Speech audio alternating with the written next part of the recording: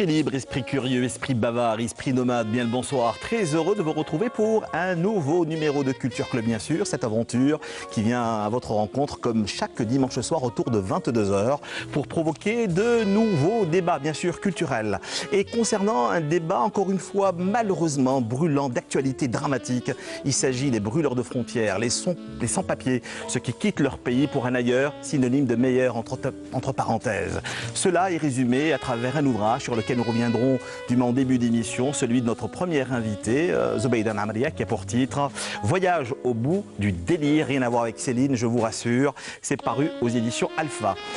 Zubeida Namria, bonsoir. Bonsoir. Un plaisir de vous retrouver, ma chère amie. Écrivaine, à votre actif plusieurs livres, on va en citer quelques-uns. La chaîne de l'amitié, l'envers de la médaille, fragments d'histoire et brins de croyance, ou enfin, fin de compte, la 23e heure. La 23e heure, avec Lilou, bien sûr, le héros des temps modernes, pendant la guerre de libération nationale. Et j'ai l'impression que dans cet ouvrage-là, c'est un sentiment de révolte qui vous a conduit à parler de cette jeunesse.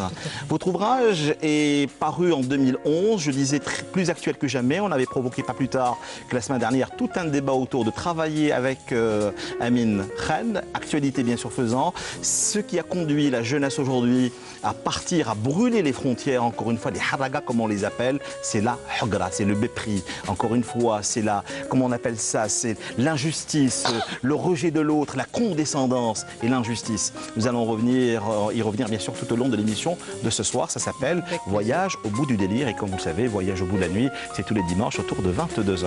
Pour parler de cet ouvrage, mais également écouter le discours des étudiants en langue. Nous avons le plaisir d'avoir sur notre plateau Assia Kazali. Bonsoir. Bonsoir. Merci d'être là. Vous êtes professeur de langue et de littérature. Cet ouvrage a fait l'objet de mémoires. Vous avez accompagné donc justement ces jeunes étudiants en langue et en littérature. En quoi cet ouvrage leur a parlé en premier lieu? C'est le questionnement, c'est la douleur, c'est la brûlure, c'est le sentiment du mépris, c'est une forme de désobéissance totale et absolue à un système établi et imposé. Eh bien, nous allons en parler également tout au long de l'émission avec vous, je le rappelle, Assia Kazali. Troisième invité, on est toujours dans l'écriture de l'intériorité, l'écriture du dedans, où la blessure, les fêlures ont également forgé les univers. Notre troisième invité, eh bien, il a pour nom tout simplement Yassine Mahidab. Bonsoir. Bonsoir. Merci d'accepter notre invitation. Avec vous, nous allons revenir sur quelques ouvrages, je rappelle, Regards croisés, Murmure du silence, Au jardin d'essence. Vous êtes de formation militaire, vous étiez parachutiste. Et j'ai comme l'impression, si je me trompe, bien sûr, vous me rectifiez, que la littérature et en particulier la poésie ont sauvé votre humanité. Tout à fait. Le pourquoi du comment, eh bien, nous allons en parler également tout au long de l'émission à travers 5 ouvrages qui ont encore une fois conjuré le mauvais sort d'un grand auteur qui nous a quittés. Je lui rends chaque fois hommage sur ce même plateau. Il s'agit bien sûr d'un ami d'encre que vous avez côtoyé, c'est... Exactement. Exactement. Et puis nous reviendrons entre autres sur le mouvement citoyen, sur le printemps du livre, sur cette figure de l'aube, comme le disait si bien Madame Johar Amhi, cette jeune fille que nous saluons bien sûr au passage, à savoir Assia Jabbar. Eh bien, nous parlerons donc, je le disais, de 3 événements: mouvement citoyen, le printemps du livre, mais également cette rencontre que vous allez organiser à partir du 10 juin, si je ne dis pas de bêtises. Hommage le 15, exactement le 15 juin à l'Alba Interaton. On parlera aussi de l'actualité brûlante, comme si on peut placer quelques mots. Et nous marchons encore une fois, on est dans les chemins qui montent ou qui remontent. Allez savoir. Donc, question-réaction pour la rencontre de ce soir. L'habitude est d'une seconde nature. Donc, tout naturellement, laissez-nous vos messages et vos remarques sur notre adresse cultureclub@entv.dz. Zubeida Namria, bonsoir. Bonsoir. Voyage au bout du délire, je le disais au sommaire de l'émission. C'est paru aux éditions Alpha, plus actuel. Encore une fois, et au risque de me répéter pour la deuxième et dernière fois, plus actuel que jamais. Je disais que c'était plus un sentiment de révolte en direction de cette jeunesse qui brûle les frontières, comment dire, au défi au péril, donc, au péril de leur vie, exactement ça. Peur de la vie, hein, c'est clair. Et vous savez, c'est tellement rare pour l'animateur que je suis de commencer un livre à la fin, mais une fois n'est pas coutume, je vais le faire. Alors vous écrivez à la page 141, il est annoncé le phénomène, mais sans trop de précision. Il est décrit comme un mal qui atteint les jeunes venus de toutes les régions du vaste monde, tous habités par une même détermination. Partir, tous animés d'un même désir. Vivre, ils font l'unique traversée vers l'Eldorado. Ils sont 20, 30, peut-être plus encore. Ils continuent d'arriver sur les rivages pour l'ultime voyage. À bord d'une embarcation illusoire, ils défient la mer et le destin avec le courage insensé de leur jeune âge. Après avoir écrasé leur passé, leur avenir et leur maigre fortune, ils viennent de trouver enfin le moyen de quitter l'orbite de la lassitude. Eux, les jeunes, les laissés pour compte, veulent remonter le temps, ou du moins le rattraper. Pour cela, point de langage du haut des tribunes, point de négociation byzantine, point de patte blanche devant les petites vitrines, mais un seul voyage sur le radeau de la Méduse, mu par le souffle d'une volonté de fer qui offense l'immensité de la mer. Ce voyage, ils le savent, ne peut être que le dernier. Inutile de penser à ceux qui les attendent, inutile de s'encombrer de sentiments stériles. On est dans un, comment dire, c'est presque le voyage d'Ulysse, hein. C'est juste terrible ce que vous écrivez. Il y avait une étudiante justement qui avait pris Ulysse comme parallèle, quoi. Moi, je vais te lire la dernière phrase qui va couronner justement ce que tu viens de... J'ai tenté d'être le héros de ma vie. Je crois que j'ai réussi. Il ne me reste plus qu'à apprendre à la vivre réellement avec Hayat dans notre pays où la justice sociale ne sera pas un vain mot. Cette phrase... Mais les jeunes aujourd'hui dans la rue scandent cette phrase-là. Tout à fait. Ouais. Cette phrase résume exactement les événements que nous sommes en train de vivre. Les jeunes, au départ, la première phrase, le premier chapitre, on entre dans le délire avec le personnage. Attendez, dans le premier chapitre, oui, c'est pour... j'ai juste l'impression qu'on est dans une forme de huis clos. On est dans la tête du personnage central. Tout à fait. Et Adam, il s'appelle donc l'être humain, l'homme, il est dans une sorte de recherche, de quête de lui-même et du bien fondé de sa vie dans ce pays. Est-ce que j'ai le droit de vivre dans ce pays ou pas? Si je n'ai pas le droit, ben, il ne me reste plus qu'à aller dans la mer, mourir. Ça fait rien. Mais là, on est dans le désespoir absolu. Total. Mais il y a quand même toujours quelque chose, une lueur d'espoir, parce qu'il se dit, quelque part, il y a Hayat, je peux encore revenir. L'amour. Et ce livre, la fin du livre interpelle le lecteur. Est-ce que j'ai le droit de vivre? Parce qu'il est dans une sorte de coma. Il traverse, il est mort, il n'est pas mort. Tout à fait. On est dans le questionnement, mais on ne raconte jamais rien. Attention. Le lecteur doit décider, est-ce que ce jeune a le droit de vivre en Algérie ou pas? Tous les Algériens sont interpellés vis-à-vis de la jeunesse aujourd'hui. Mais on est aussi dans une forme de perte de repères, de perte d'identité dans cet ouvrage-là. Oui, on est dans plusieurs lectures sociologiques, politiques, et il y a même une approche sexuelle. Écoutez, les jeunes, on a bouffé l'oxygène aux jeunes. Ils étouffent. Ils n'ont pas de place. Ils n'ont pas d'espace de réflexion. Ils ne participent à rien. Il y a l'appel du large. Alors qu'est-ce qu'ils font? Ils vont vers le large pour respirer, pour vivre, parce que respirer, c'est vivre. Et ils aspirent aussi à une vie meilleure. C'est des êtres humains, pleins d'ambition, pleins de Mais c'est une jeunesse brisée aussi. Ils sont souvent infantilisés, malmenés, même le regard de la société qui les traite sans cesse de diplômé, parce qu'il est diplômé. Tout à fait, journaliste. Hein. On a toujours pensé que c'était des gens qui ont eu de la misère. Ce n'est pas vrai. Ce n'est pas la misère qui pousse les jeunes justement jusqu'au bout de leur... c'est quelque chose d'autre. Nassim, c'est un peu le porte-voix de toute une génération. On empêche même le rêve. Ils n'ont plus de rêve. Parce que des fois, on y va même dans votre tête et vous indiquez que vous n'avez pas le droit de réfléchir comme ça, donc il faut rentrer dans le moule. Complètement. Alors qu'est-ce qu'ils font? Ils ont pratiquement créé un monde parallèle, un délire. Alors, le livre commence par un délire. Il se bat dans le délire contre un mot, contre les lettres d'un mot. Ouais. Mais la hogara conduit à la harga. Parce qu'il y a plein de termes sur lesquels nous allons revenir tout au long de l'émission de ce soir. C'est la pire des choses. Il y a une étude linguistique. Oui, il y a une étude linguistique, justement. Des mots qui ont vu le jour dans les années 90. Les jeunes créent des mots. Ils ont un langage. Zengel, kamikaze, mahrouk, hogara. Par exemple, vous prenez le mot jeune. Quand vous dites jeune, un mot de jeune prononcé par un jeune, a une autre consonance, il a une autre portée. Quand il dit « ya jeune », il interpelle un autre jeune. C'est devenu une identité, le mot « jeune ». Ils se reconnaissent à travers ce vocable, à travers cette identité, cette étiquette. C'est une façon de restituer ce qui lui aurait été confisqué. Complètement. Ils se sont créés tout un langage, tout un rêve, tout un mythe. Et puis, ils sont dans leur bulle, dans leurs mots, dans leur monde, en quelque sorte.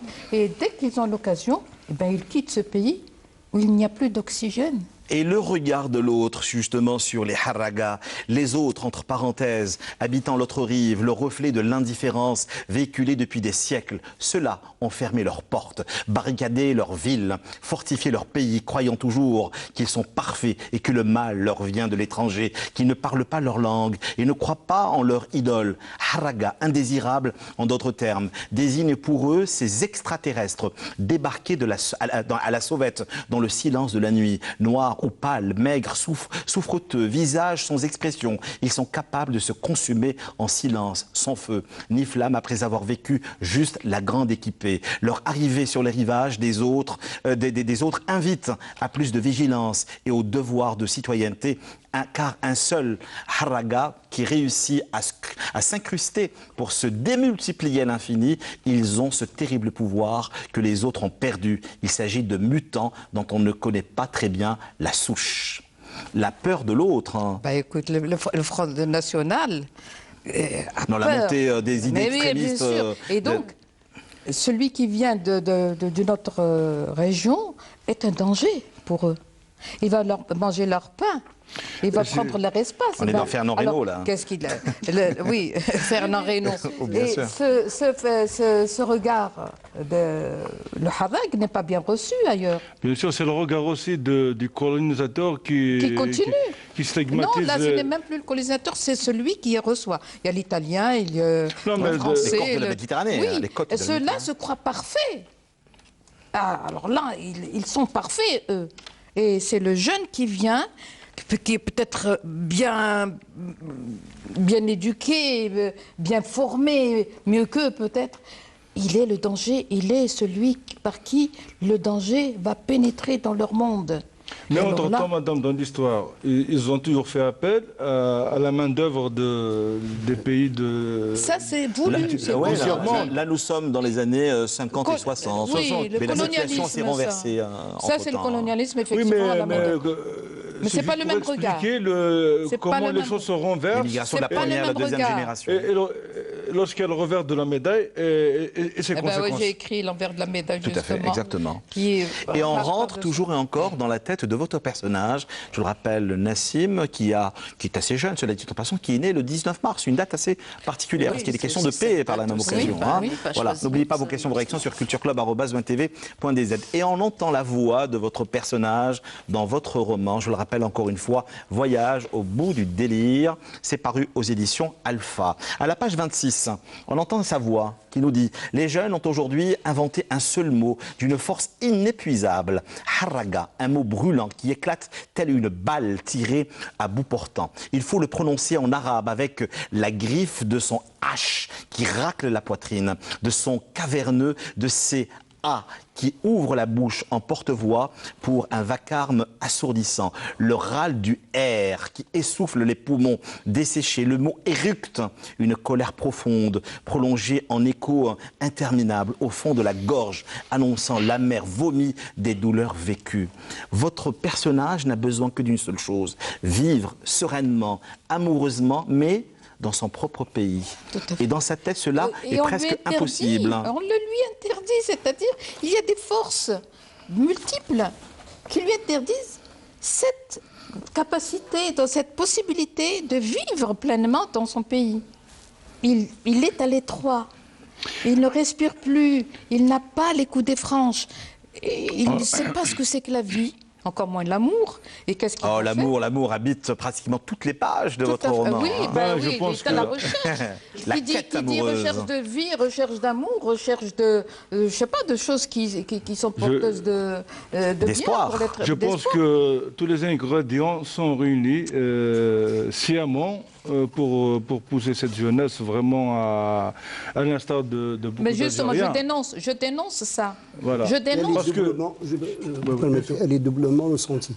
C'est-à-dire des deux côtés de la Méditerranée. Parce que ici, c'est le mépris. Mais là-bas, c'est le rejet. C'est le rejet. Donc, Le regard, c'est doublement un regard ressenti. terrible. Karim. Exactement. Et tout à fait. la tradition, et la tradition veut on est humain. Donc on a toujours tendance à avoir peur de ce qu'on ne peut pas maîtriser. Donc c'est ça cette peur. C'est une panique. Pour eux, c'est une panique. Parce que la peur de l'inconnu, la peur de l'étranger. Voilà. C'est l'étranger. Ouais. Voilà. Qui ne parle pas la langue. Voilà. Madame Kasdali. Bien, donc, double regard. Le regard de l'autre, c'est-à-dire de l'étranger chez qui, n'est-ce pas, atterrit le haraga, mais aussi regard de l'autre dans son propre pays, c'est-à-dire celui qui est représenté par toute cette nomenclatura, par exemple le directeur du journal.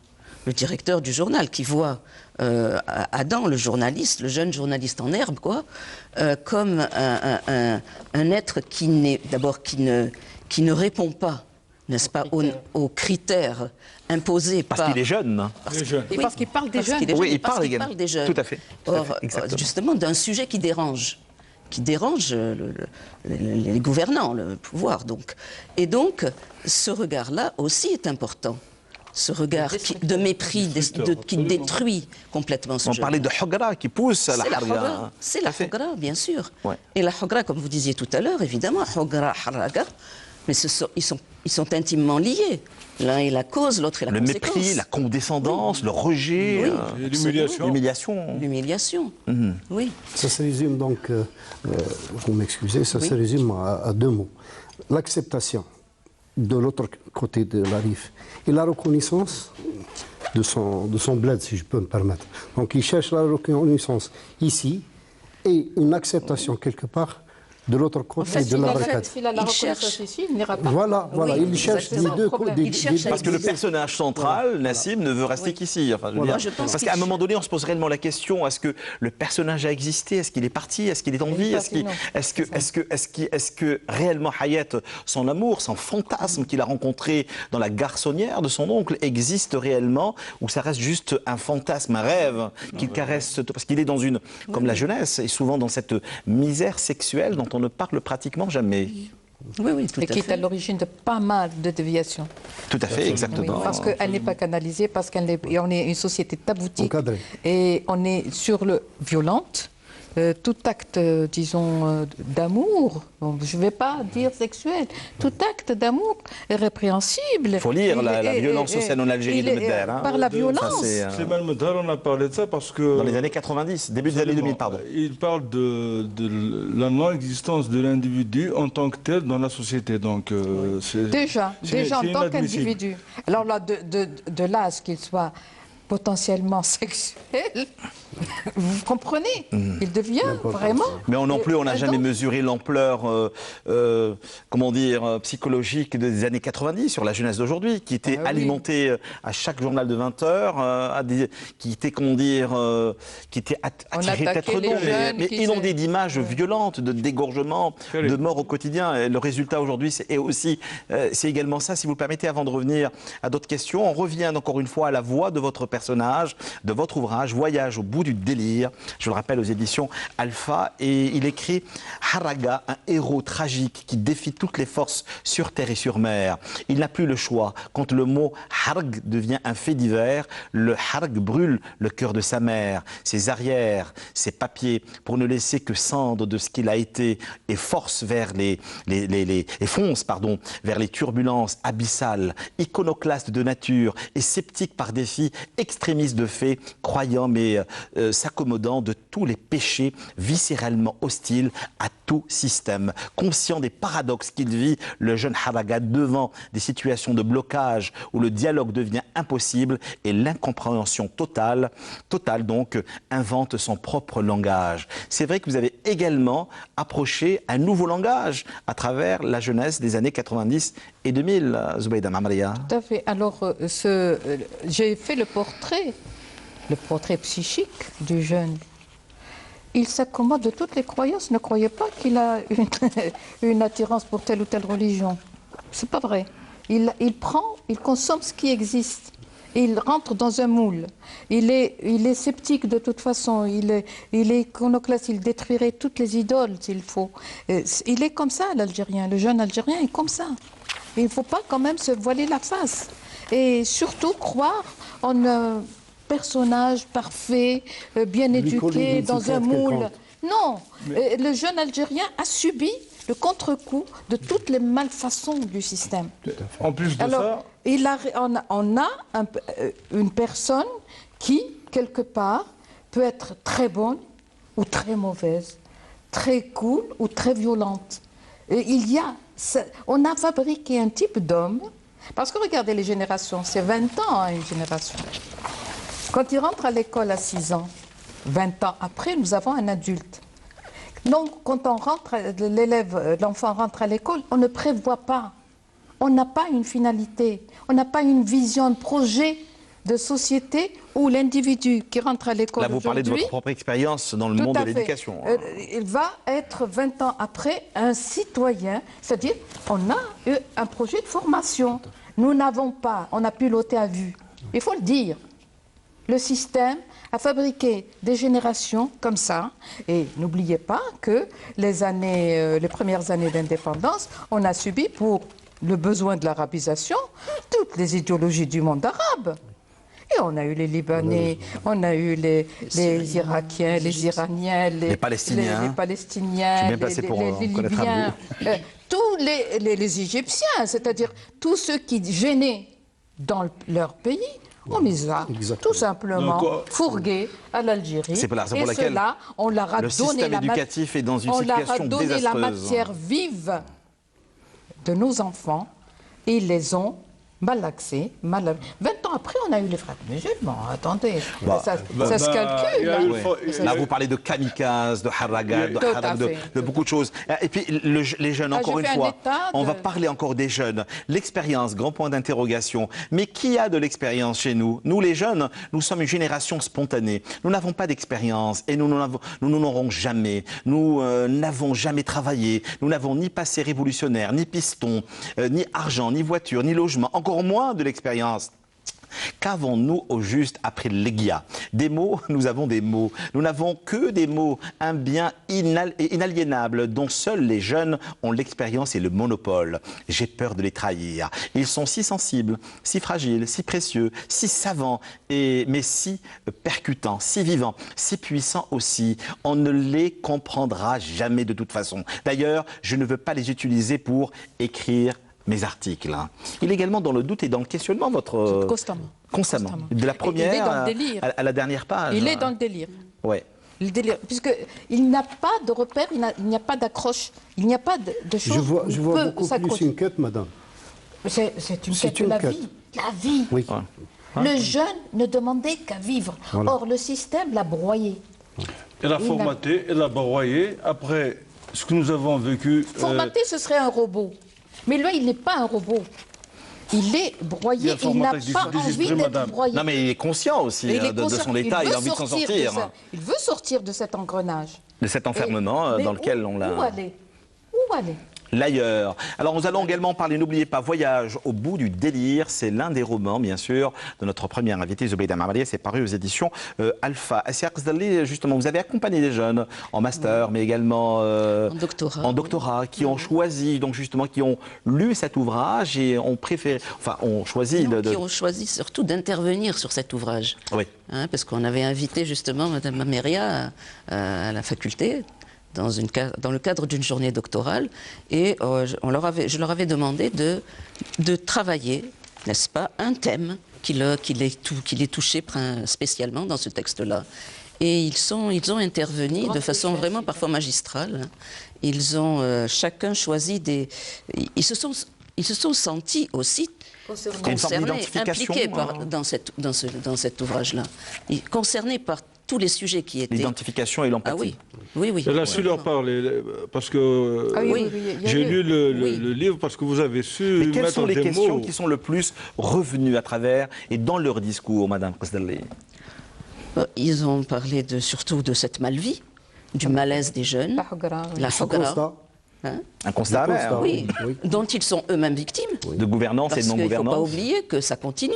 Ouais. Et aujourd'hui, si on a cette prise de conscience qui a surpris tout le monde Dans la- d'aujourd'hui, c'est que justement, cette Hogara, elle se perpétue, malheureusement. Mhm. Hein, elle se Au point de perpétue. devenir, quand la personne ne peut pas réagir face à la Hogra, il y a régression. Il y a une sorte de régression et d'enfermement. Oui. Et là, il faut bien qu'il continue quand même à vivre, à exister, faire semblant. Il y a quelque chose qui va lui tenir compagnie, c'est la legia. C'est un terme qui est revenu souvent. Les jeunes chez nous, ils disent qu'ils sont mlegui. C'est très fort. Quand S'il ne quel- tombe pas, passez-moi l'expression, s'il ne pète pas les plans, il Voilà, devient quelqu'un qui rejette tout, désabusé, il n'a plus envie de rien. il rejette tout. Mlegui. Mlegui. Mais il dit, mon personnage parle d'une legia spéciale, made in Algérie, c'est-à-dire ce n'est pas celle qu'on peut recevoir, parce que par exemple à l'étranger, un jour, un dimanche par exemple à Paris, tout le monde dit lega, il n'y a rien à voir à Paris. Par exemple, on croit que Paris, c'est pas l'Eldorado, c'est pas vrai, moi je m'ennuie beaucoup à Paris. Et, Quand vous alliez au bord de la Seine. moi, j'aime pas. Et c'est pas la même legia. La legia d'Algérie, elle est spéciale. Elle est découpée en morceaux, comme ça, au couteau. Mais on ne peut pas comparer non plus l'incomparable. Hein. Bon, alors, on va revenir si vous le permettez. N'oubliez pas question-réaction sur cultureclub@20tv.dz. Sur la voix de ce jeune, encore une fois, qui un jour décide d'écrire au président de la République. C'est à la avant de page partir. 123, exactement, juste avant de partir. Alors, j'ai travaillé ici et là, sans lendemain. J'ai même été pizzerio, je sais pas comment, voilà. Pizzario, peintre en bâtiment et vendeur de cigarettes. Mais je n'ai jamais pu remonter la pente. Je reste pauvre et j'ai peur du lendemain.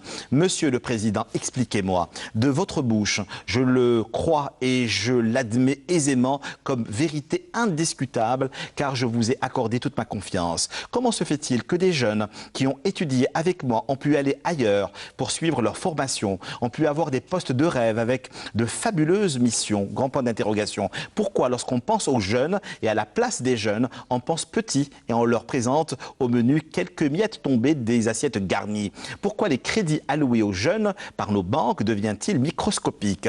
Pourquoi le marché du travail les cantonne-t-il dans l'emploi de jeunes ou les emprisonne dans le filet social précaire et révocable avec un salaire misérable? Pourquoi l'université n'ouvre-t-elle pas de postes pour ces diplômés qu'elle transforme en éternels vacataires? Pourquoi l'ouverture d'une entreprise par un jeune est-elle une équipée qui décourage les plus audacieux en les perdant dans les dédales administratifs et en les noyant dans des dossiers remplis de documents inutiles?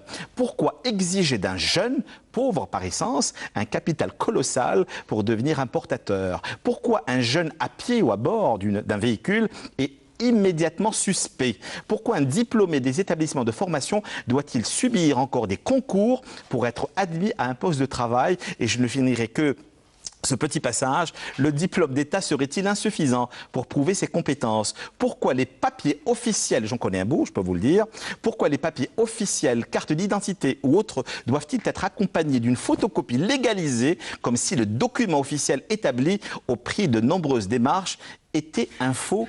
Des questions, toujours des questions. Il y a une... Pléthore de... Ah mais ça c'est un... Ben oui, c'est tout le système que tu mets à plat. Tout à fait. Ouais. Pour La le lettre jeune. du président Et au président. À qui il adressait la lettre? Le premier responsable. Il est responsable du malheur du jeune. Madame, je vous fais un aveu. Rien que pour ce passage, je l'adore, ce livre. Merci. Bah, j'espère qu'il va se vendre. Hein. Inch'Allah. C'est un peu notre rôle également dans cette Je émission. voudrais rebondir sur ce qu'a dit Madame Zali. tout à l'heure.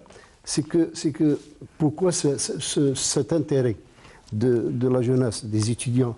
Parce qu'il y a une soif ressentie quelque part, une soif de s'instruire tout d'abord. Et ensuite, un constat. Un constat que vous venez agréablement décrit dans votre livre. Donc je pense que c'est la logique même. Parce qu'un jeune, ici, qui vit ce dilemme se retrouve. Il y a tous jeunes, tout Algérien se retrouve, qu'il soit jeune ou pas jeune, parce que c'est un constat qu'on vit au quotidien. Vous savez, je suis mère, j'étais enseignante, donc tous les élèves qui sont passés chez moi sont pratiquement C'est la pédagogue qui s'est exprimée parce que vous avez su trouver les mots justes. Et je pleure, moi, quand je vois des jeunes comme ça qui sont... Je ne peux pas ne pas réagir. Absolument. Non, mais la jeunesse, vous l'écrivez, hein, à la page 96, vous dites la jeunesse est la seule composante d'une société qui peut être encore un catalyseur de changement. Il faut que ça change. Chaque génération affirme son droit à prendre sa vie en main en imposant sa vision des choses. Il faut absolument rappeler que tous les changements porteurs de progrès survenus dans le monde sont venus des jeunes. Qui mieux que les jeunes pour apporter cette vision fraîche de l'avenir et cette énergie vitale nécessaire pour aller de l'avant. Encore une fois, des questions. Et on revient aux questions de la jeune génération, ces jeunes avec lesquels vous étiez justement en dialogue. Ils étaient aussi dans ce questionnement en vous disant certainement, est-ce que le personnage, cet amour impossible et improbable de Hayat, qui était ce personnage de Nassim, qui était en admiration devant Hayat, est-ce qu'il a réellement existé ou est-ce qu'il sort directement de son délire ? Oui, c'est exactement cela. De toute façon, quand on lit le livre et quand les étudiants eux-mêmes ont lu, hein, la première question qu'on se pose, c'est est-ce que l'ensemble de ce livre, n'est-ce pas, est un véritable délire du personnage principal, ou bien est-ce que ce sont des faits? On est entre fiction et réalité constamment. C'est le lecteur. Le lecteur navigue entre les deux. Hein, et je crois que Zubeida l'a très bien représenté pour que justement nous, en tant que lecteurs, que ce soit moi en tant qu'enseignante, mais nos étudiants aussi en tant que lecteurs, n'est-ce pas, on ne puisse pas à un moment donné dire oui, c'est exactement cela. Mais de toute façon, ce délire-là, c'est à la fois, c'est le délire, en fait, le délire, ou même parfois la folie, hein, ça aboutit là jusqu'à la folie, n'est-ce pas? C'est la folie qui a conduit nos jeunes sur le rive de la Méditerranée, c'est un moyen de survie aussi. Oui. C'est un moyen de survie.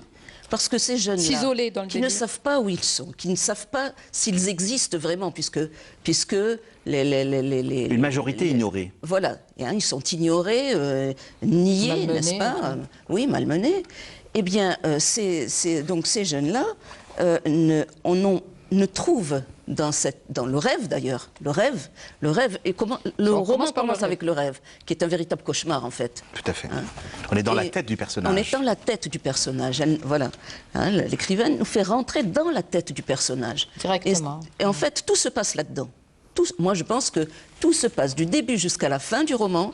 Tout se passe dans sa tête. Mais elle n'a pas choisi Georges Bernard Shaw.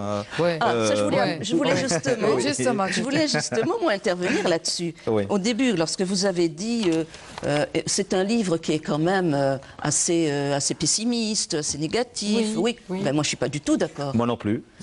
C'est un hymne à l'amour et à la vie. Vous avez cette épigraphe en début, là, de Georges Bernard Shaw. Hein, certains voient les choses comme elles sont et se demandent pourquoi. Je rêve de choses qui n'existent pas et me demande pourquoi pas. Tout à fait. Donc, il y a cette épigraphe renvoie, est en écho avec la dernière phrase du livre. Tout à fait. Elle est en écho avec la dernière phrase.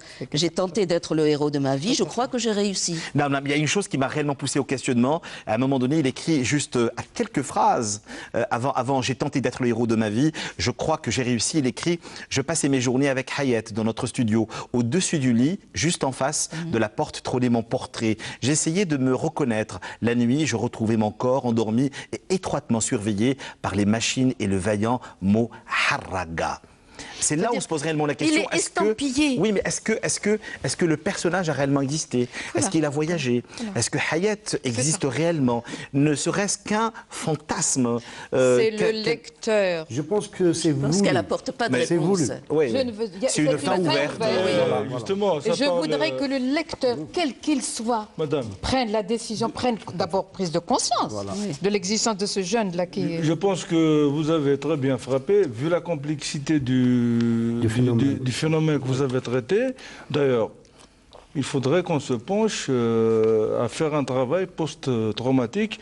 Il faudrait inviter sur toute la jeunesse, les sociologues à s'y pencher. Parce que comment expliquer qu'un harak, sachant que 99% il sera mort, donc comment il trouve cette énergie pour griller? Pour parler de la vie. Vous voyez, donc il faut se poser des questions parce que tout cet ensemble de choses, de confusion entre la réalité et la fiction s'explique par la force entre les deux, hein.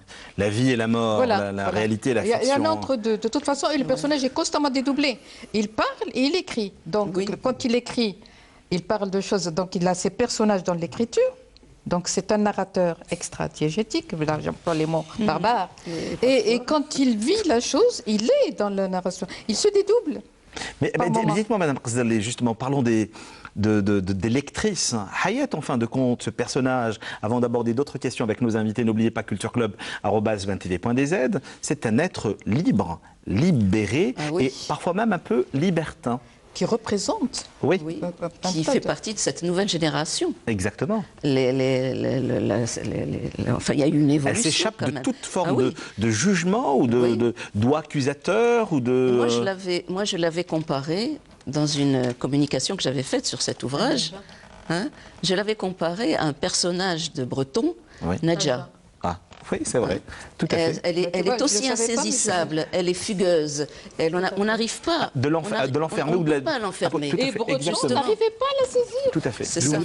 Parce qu'il écrit à un moment donné, parce qu'il faut le dire à ceux qui nous regardent ce soir, le personnage de Hayat, cet amour impossible sur lequel nous reviendrons avec ces amours impossibles, ces amours tourmentés, il n'a pas d'amoureux, heureux, pardon. Il le dit à la page 113. Je pensais à Hayat de mon imagination, sa présence invisible pendant ces moments privilégiés où j'écrivais, m'inspirais, parce qu'elle était un peu sa muse au passage. Hein. Je lui attribuais des dons d'ubiquité. Elle entrait dans mon esprit et s'y installait intimement. C'était ma lanterne dans l'obscurité de mes pensées. J'avais de la peine pour la vraie Hayat. Je ne pouvais l'aimer autant que mon personnage. Je travaillais à lui donner forme et suivais ses apparitions. Je dis alors à la vraie Hayat, ne m'en veux pas, c'est ma vie dont il est question, c'est l'essence même de mon existence à l'échelle de mes délires. Je pense que justement, c'est parce qu'elle est sa muse. Elle dépasse la Hayat réelle. Elle est justement... Il a de la peine pour la Hayat réelle également. La muse, c'est celle qui inspire l'écrivain. Les poètes, les écrivains. Les poètes. Et ici, ce journaliste-là ne cesse pas d'écrire. Ce sont ses écrits qu'on lit constamment. Tout à fait. Hein? Et je pense que l'écriture, c'est justement c'est là qu'il va se réfugier. C'est dans l'écriture. C'est dans les mots. Les mots sont très importants. Il y a un pouvoir des mots. D'ailleurs, les mots au début, la façon dont il décrit à travers les consonnes dures de ces termes-là, les mots ont un pouvoir. Ils ont les une mots puissance. qui apaisent les mots. Le mot, ils deviennent des personnages. À l'origine, au départ, les mots sont physiques. Voilà. Parce que je dédouble entre les lettres. Et les lettres, il se coltine, il se bat contre les lettres, il les voit. C'est physique, donc c'est visuel. Puis après, ils deviennent, je vais jusqu'à la phonétique ou au son, comment il le vit, comment il sort de son corps. C'est-à-dire, c'est son corps qui est en jeu. Son esprit, son corps, ce jeune... Et son rapport au corps, lui aussi. Tout à fait, tout à fait. Ouais. Et moi, je voulais revenir sur une petite question que tout à l'heure, tu avais laissé passer. Notre administration, toute notre administration, pendant 50 ans, plus de 50 ans, on a été régie par un système qu'on a hérité d'un système colonial, d'un modèle, Sauf que les autres nations ont évolué administrativement parlant. Le NA a repris ce modèle, il n'a pas su sortir de ça. Tous ceux qui nous ont gouverné nos institutions sont sortis de l'ENA. Or, à l'ENA, on enseigne un seul modèle. C'est le modèle jacobin. Qu'est-ce que le modèle jacobin? C'est la centralisation du pouvoir. Il y a un seul centre du pouvoir. Et ce centre du pouvoir, il diminue jusqu'à devenir une personne. Le culte de la personne. Le centre du pouvoir, c'est la décision. Et le deuxième aspect de cette formation, c'est l'administration pléthorique. C'est-à-dire, on est perdu dans les dédales de l'administration.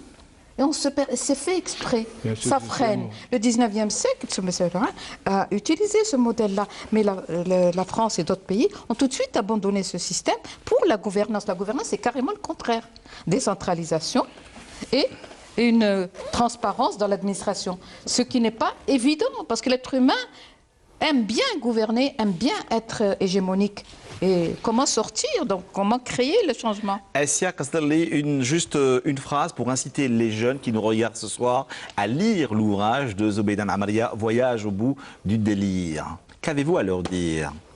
Je leur dis que c'est un ouvrage qui est d'une actualité brûlante aujourd'hui. C'est pour ça que nous avons provoqué la rencontre de ce soir. Et qui va à la rencontre de leurs désirs, de leurs rêves aussi, parce qu'ils ont les mêmes désirs et les mêmes rêves encore.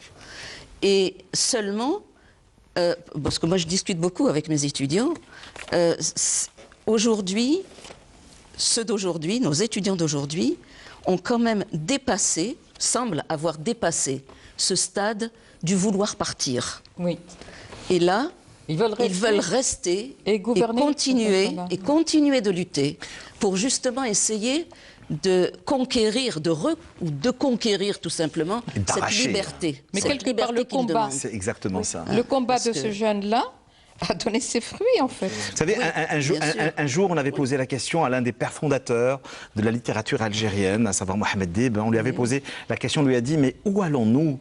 Il répondit rapidement l'essentiel et que nous y allions ensemble dans la construction d'une Algérie nouvelle. Voilà. Et ça s'appelle Voyage au bout du délire. Je le rappelle, je vous le conseille vivement. C'est l'ouvrage pour lequel nous avons eu un coup de cœur que nous sommes venus partager avec vous, ici, sur le plateau de Culture Club, pour cet avant-dernier numéro, bien avant, bien sûr, le mois béni du Ramadan. C'est en vente libre aux éditions, je vous rappelle, Alpha. Je peux vous dire également une chose. Le mot résilience prend tout son sens à la lecture pratiquement des ouvrages de notre troisième invité. Il s'agit de Yassine Mehidab, Murmure du silence. Il y a eu également Regard croisé au Jardin des Sens. Et quoi encore? Arc-en-ciel. Ça, je vous le conseille par la même occasion. On est toujours dans l'interrogation, mais dans l'interrogation du dedans. C'est réellement cela. Vous me disiez pour la préparation de cette émission, parce que nous communiquions, vous et moi, des heures tardives. C'est ça également l'avantage d'avoir Internet H24. Vous me disiez, à un moment donné, dans les années 90, parce que vous êtes militaire de formation, parachutiste, faut-il le rappeler à nos téléspectateurs, vous avez vu tellement de tragédies, vous avez vécu tellement de tragédies, tellement de morts, tellement d'égorgements, le sang a accompagné pratiquement toutes vos nuits. Et la seule compagne, votre seule muse a été la poésie et l'écriture. Elle vous a presque sauvé de la folie. Oui, c'est une valve d'échappement en quelque sorte. Je perçois cette comme une effervescence. Parce qu'elle est venue à mon insu. Et elle est devenue par la suite une façon d'être. C'est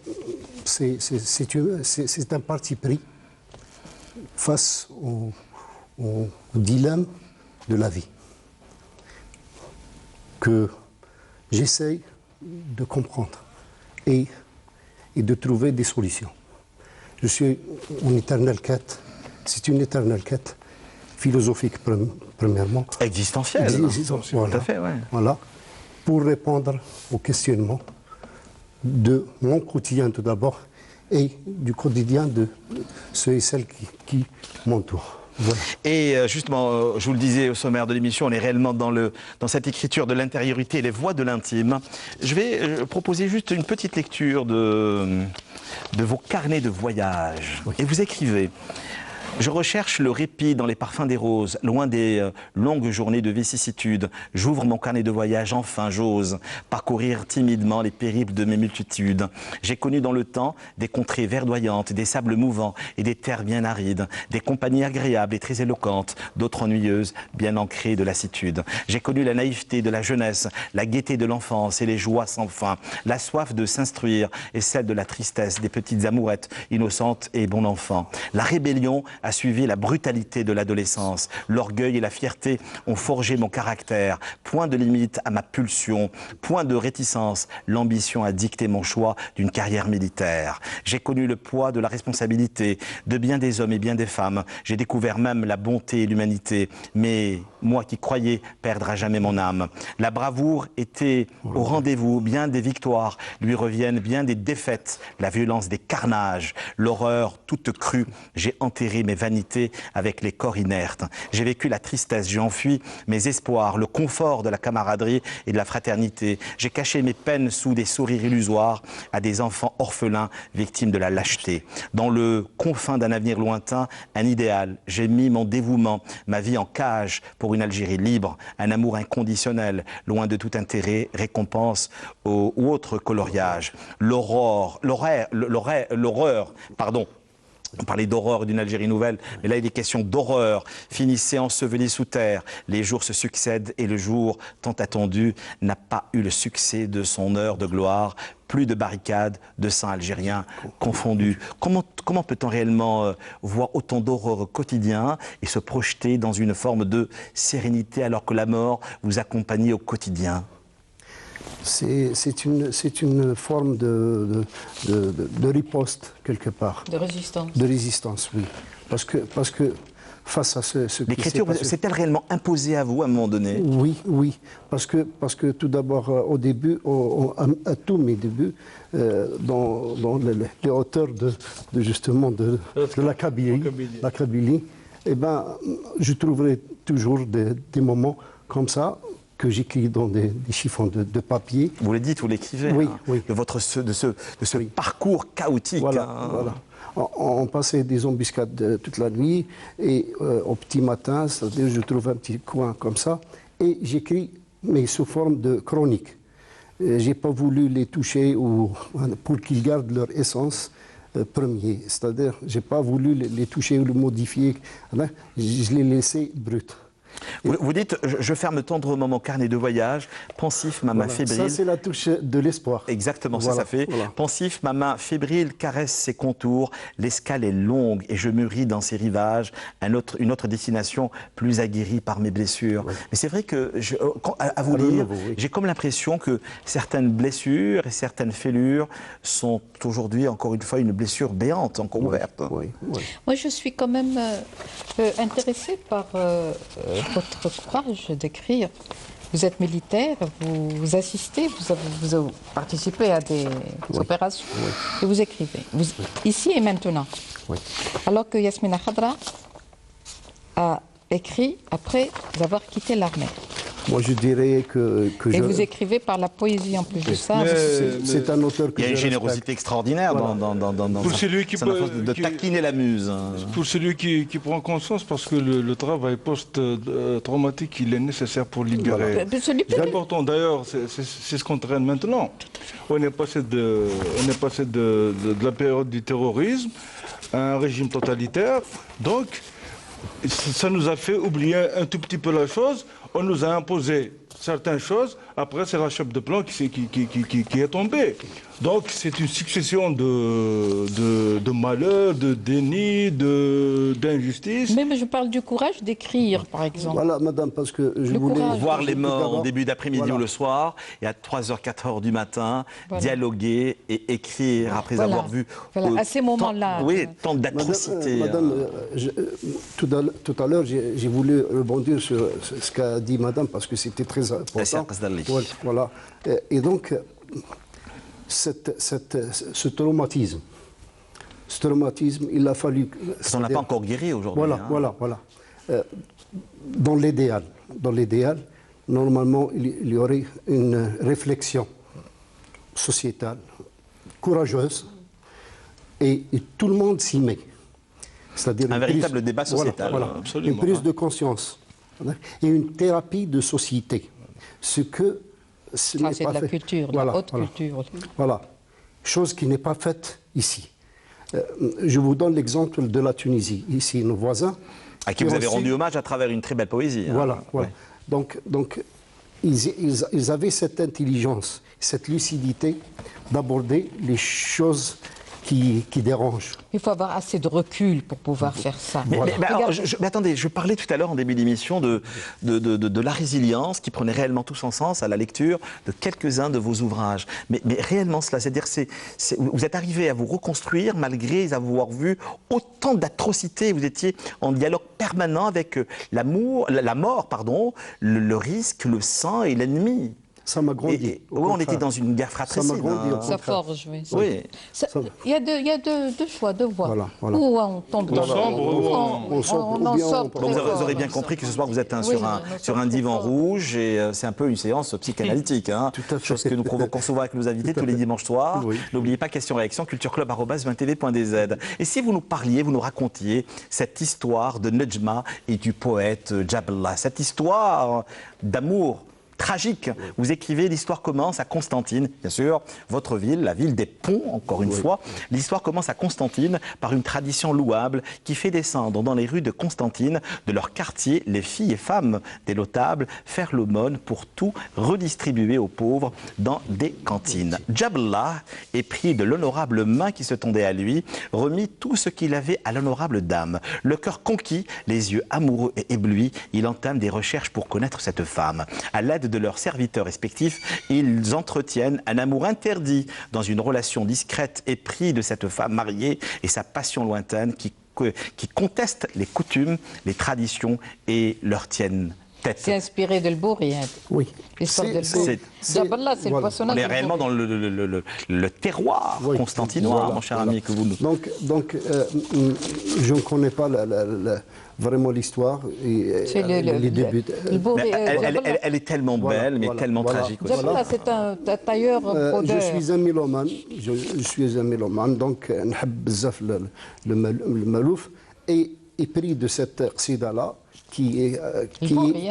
j'insiste sur cette chose parce que c'est très, très important, j'insiste.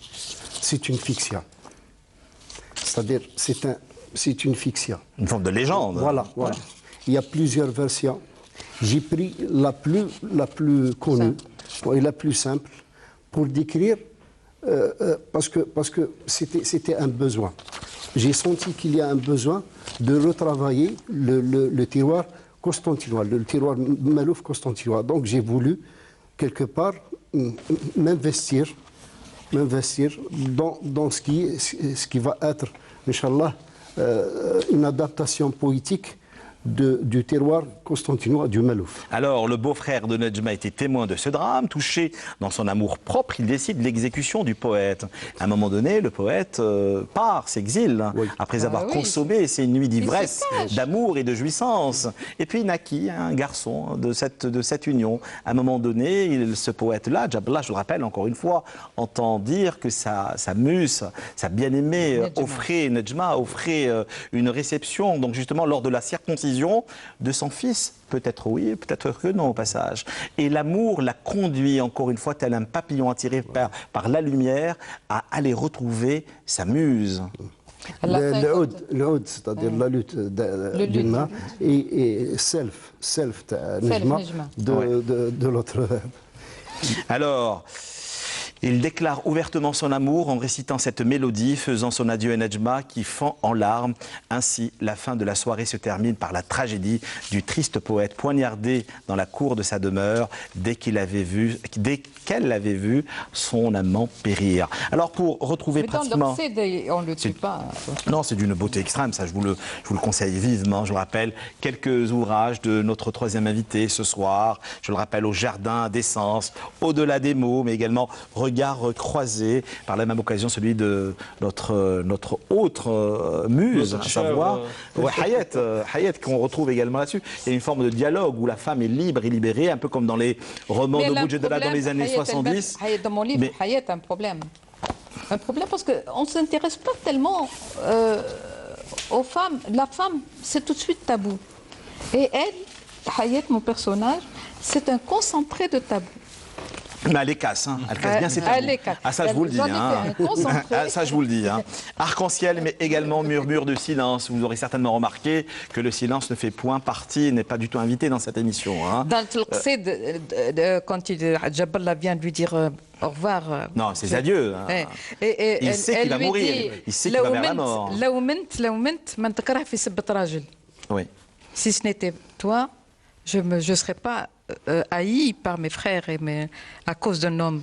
Mais, mais elle se jette également de la balustrade avec son fils dans les bras.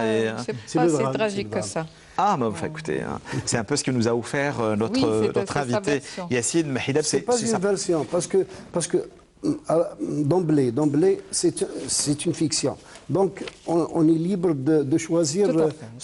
J'ai voulu choisir ça parce que c'est-à-dire ce drame se résume dans Fistah. C'est-à-dire tout le monde ici, c'est-à-dire pour que la légende soit faite. Voilà. En tout cas, c'est d'une beauté extrême. Voilà. Hein. Merci. Alors, n'oubliez pas qu'elle sur Réaction Culture Club, @webtv.dz. Alors, sa vision du mouvement citoyen, la culture, qui, comme vous le disiez au sommaire de l'émission, est un facteur déterminant, fondamental dans la construction de l'Algérie de demain, à travers, bien sûr, tout ce qui se passe depuis le 22 février. Il en sera également question, mais aussi parler de cette figure de l'aube, nous le disions également début d'émission, Assad Jabbar, à qui vous allez consacrer toute une journée le 10 juin. Mais on va revenir, si vous le permettez, d'abord sur un événement qui, à mon sens, est le plus important, c'est le printemps du livre.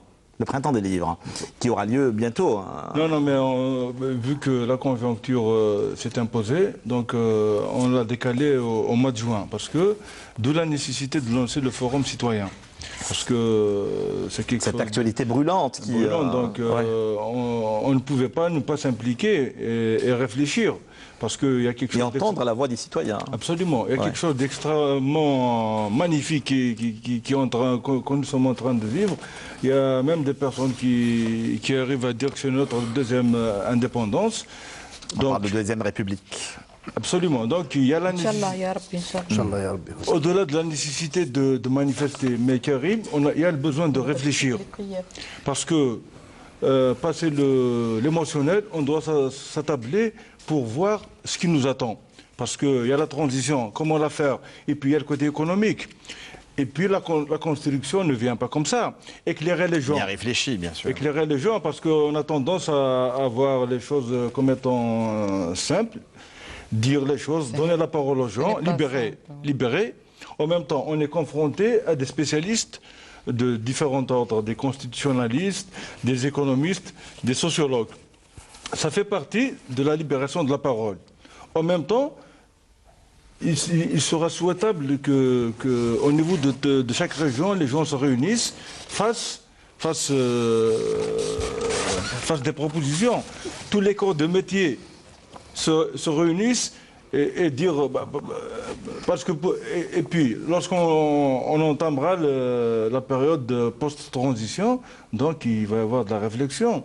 Donc il faut tirer des enseignements pour qu'on ne sera pas piégé. Donc, et puis, redorer le blason de la culture parce qu'il a été terni. C'est important. Quelle est réellement aujourd'hui votre vision sur justement ce mouvement, ce soulèvement populaire que nous connaissons depuis quelques semaines déjà? Peut-on réellement le canaliser et en faire réellement, comment dire, un levier, oui, tout à fait. Un levier.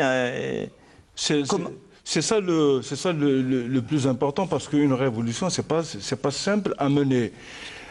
On asphyxie. C'est pas seulement des marches non plus. Hein. 57 ans d'oppression, de formatage d'esprit, et puis 20 après la période du terrorisme aussi que nous n'avons pas affranchi facilement. Donc tout ça, les gens se libèrent.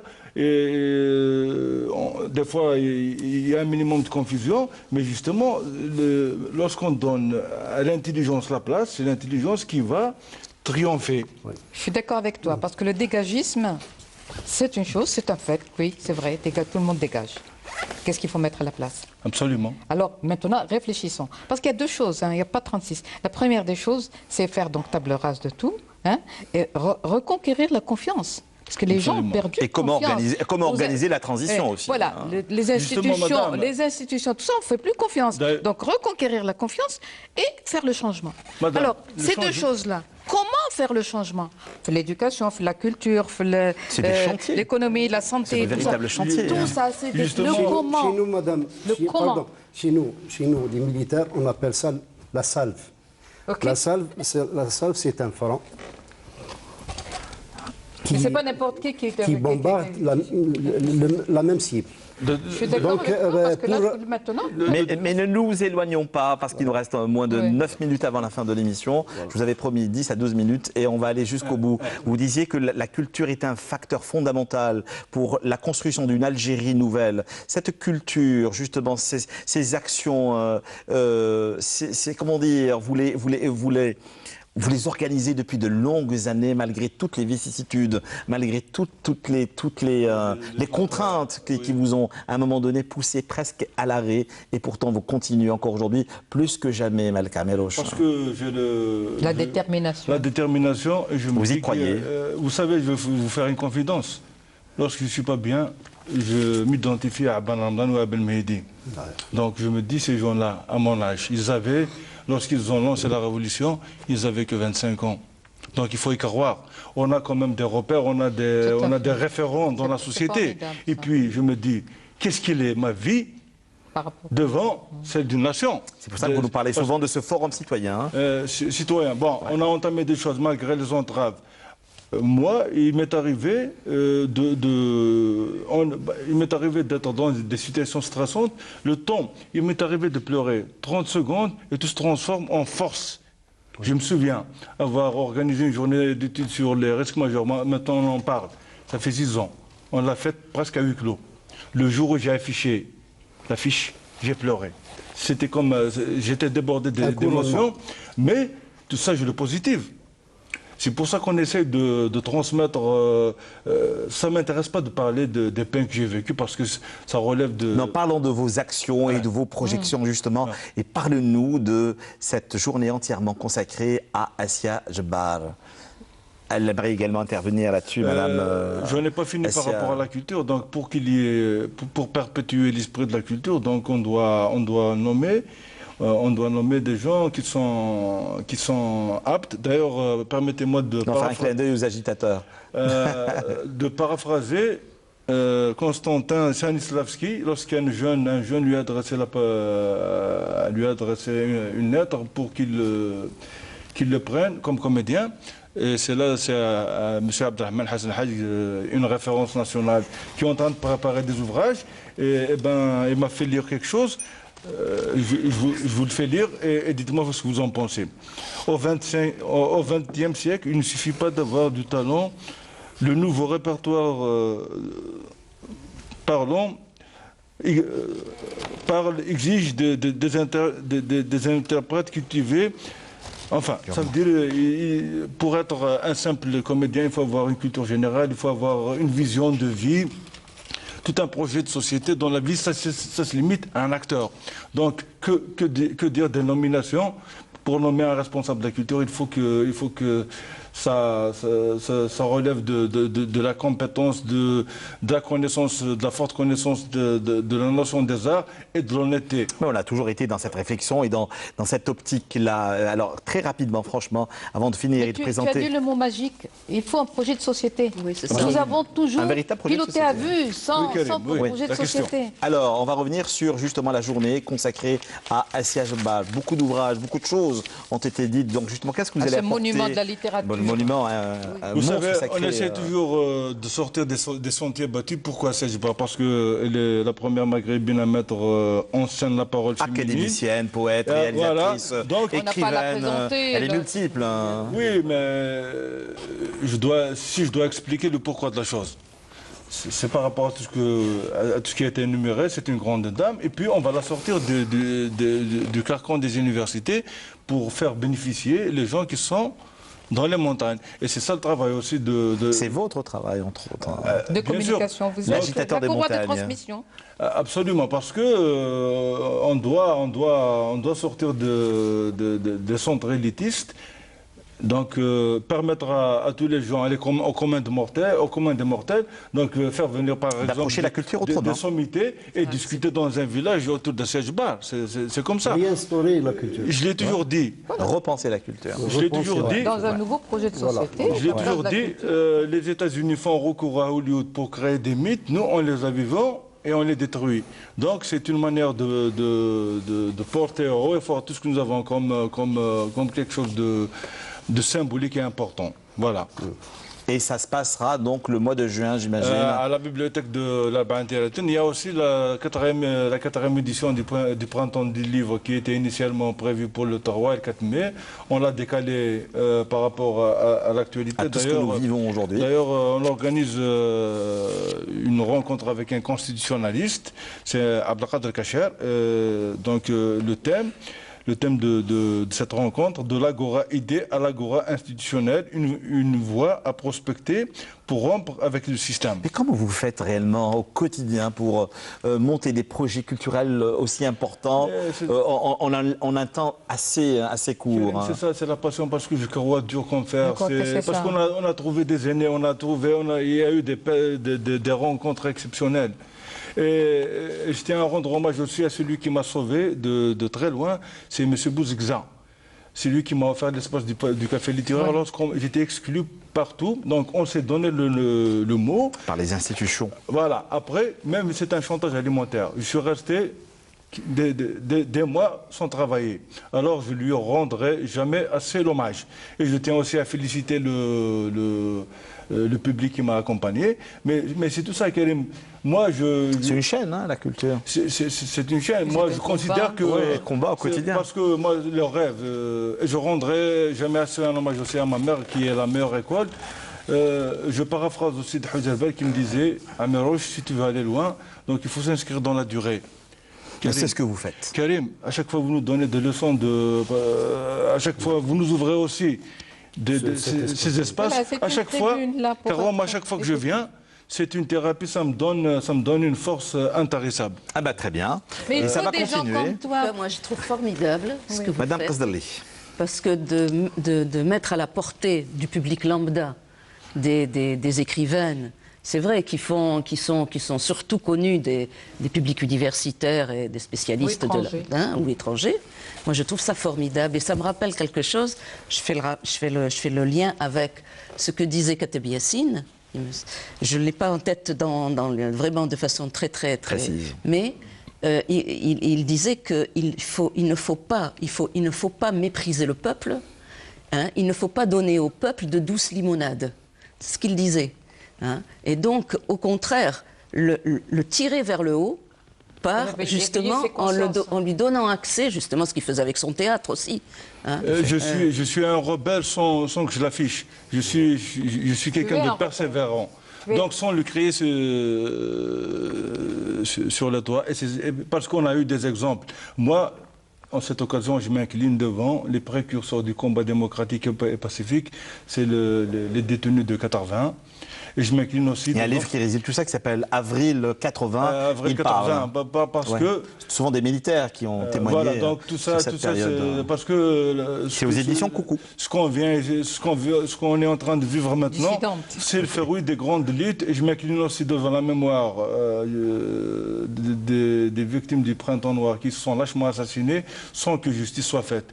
Juste pour terminer, moi, il y a 2 jours de ça, j'ai vu la maman de Gare Mohamed Sinassa s'exprimer. J'ai senti même moi un besoin de parler du Printemps Noir parce que ça nous hante encore. Regarde, mon fils. Je peux te dire mon fils parce que je pense que tu peux être mon fils. Aujourd'hui, moi je suis comme toi, hein, je suis une révoltée, je n'admets pas certaines choses, je bouscule tu fais entendre. Je suis comme ça, jusqu'à la fin. J'espère que je ne vais pas changer. Hein. Chaque chose en son temps. Chaque chose en son temps.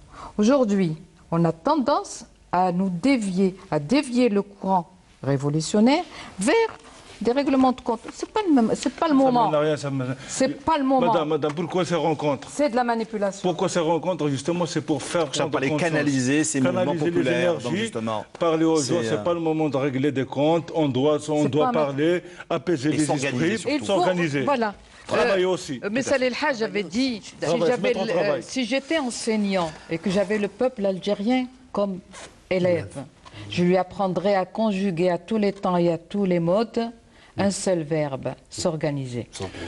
Sans l'organisation, quand vous me parliez de conjugaison aujourd'hui, il faudrait également rendre hommage à certaines victimes de la Casbah, des habitants de la Casbah qui sont morts il y a seulement quelques jours. Et donc, alors quand vous parliez de conjugaison, aujourd'hui la Casbah se conjugue au passé décomposé, c'est une honte. Aujourd'hui, en 2019, on meurt encore à la Casbah, c'est juste terrible. Sont en danger. Attendez, il y a comme une forme de résonance et de dialogue ou de fil invisible entre le roman, je le rappelle, bien sûr. En écho à votre... je suis heureuse. Voilà, parce que moi aussi j'ai traité le sujet, parce que c'est un sujet qui me tient à cœur. J'ai privilégié mon ami et frère Karim pour vous lire.